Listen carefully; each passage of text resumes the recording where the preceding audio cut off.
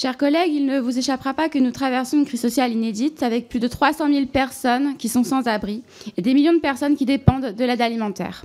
La crise du logement est symptomatique de l'urgence sociale dans laquelle se retrouve notre pays.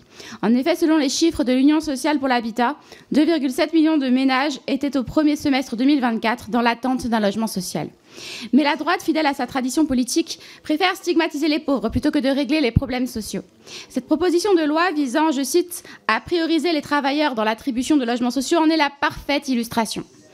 En stigmatisant les personnes en situation de chômage, cette proposition de loi tend par extension à stigmatiser les personnes qui y sont surexposées, à savoir les classes laborieuses, les personnes les moins diplômées, les personnes racisées, les jeunes ou encore les personnes qui occupent des emplois courts et précaires, c'est-à-dire majoritairement les femmes. Ce texte véhicule le mensonge, cher à la droite, selon lequel les personnes en situation de chômage seraient favorisées par rapport aux travailleurs dans l'accès à un certain nombre de services, tels que le logement social. Sans surprise, les chiffres sont loin de corroborer ce mythe, puisque selon l'Union sociale pour l'habitat, en 2021, seulement 18% des demandeurs de logements sociaux étaient au chômage.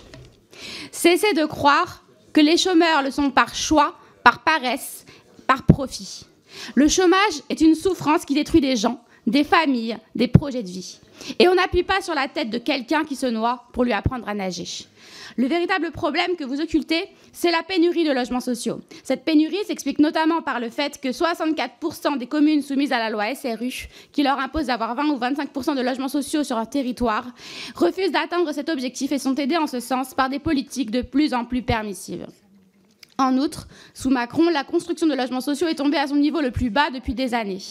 Les organismes HLM, dont les recettes ont été lourdement ponctionnées depuis 2017, peinent de plus en plus à répondre à la demande. Ce texte fait l'impasse sur les solutions qui permettraient de régler la pénurie de logements sociaux, en permettant de loger l'ensemble des personnes précaires, qu'elles soient avec ou sans emploi.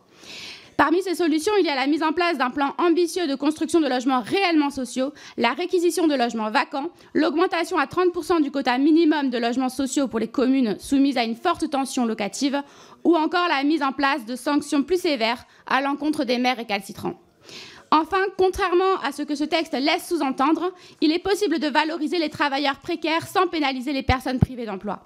Victor Hugo disait d'ailleurs « Le vrai secours aux misérables, c'est l'abolition de la misère ». Alors, collègues, augmentez le SMIC, s'il vous plaît.